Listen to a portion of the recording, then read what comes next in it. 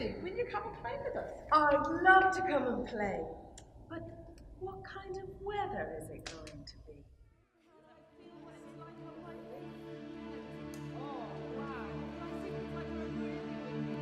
What I really love about this age group is that everything, even the simplest things in the world, are so new and fresh to them. And so what I'm really interested in the work that I make is in exploring that and finding the magical in the everyday.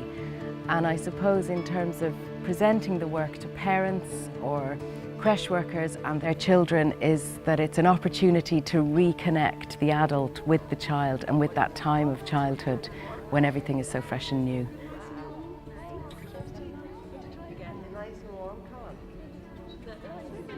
Joanna and I developed a series of sessions around all the sensory exploration and play that we thought each weather might invite.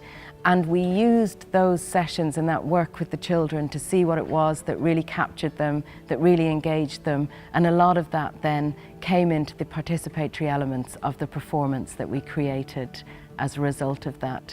So we were really looking to make sure that we included all the senses, that we had things that offered moments of touch, that we had things that offered smell, that offered sound, and that were visual as well.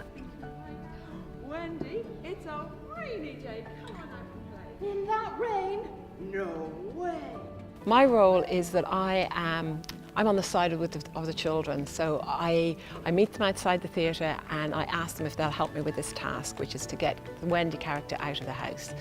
And I find that children love that idea of being helpers and having their own special role to play in it. So when we come in, we're kind of like co-conspirators, we're on the same side. So rather than them just sitting back and watching passively and everything happening with the other people, they have moments that they can engage and to a certain extent if they want to call out things and give suggestions, then that's all part of the experience. And we even had a little boy the other day who, when Wendy wouldn't open the curtains, he was starting to get up, and he said to his mum, well, if she's not going to open the curtains, I'll just go and open them for her.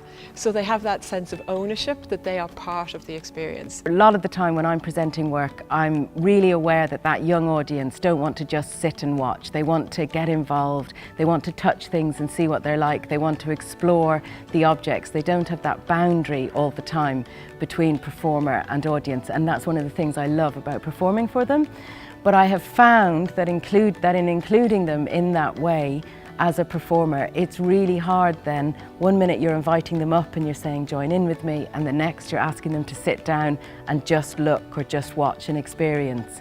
And so by having someone else who could sort of manage that participation and then model those moments for when it's about watching, it really freed me up as a performer. It meant that I could get really, really involved in the participation and stay in role and be as playful as possible, and I wasn't the one who then had to turn around and rein it in, which would have been out of character, I suppose, and would have kind of dropped that performance role. So that's what's been really nice about working with Joanna in that way. And I just think children learn through touch, and they learn by feeling things. It's a tactile experience. And maybe there's too much now of children just passively watching. You know, the fact that there's so much just watching screens where they're not actually, they don't have any control over what happens. So I think that's what's important, is that they have these moments where it is up to them and what they say and what they do and how they respond, and that they're learning in that kind of physical way through interaction with objects and with people.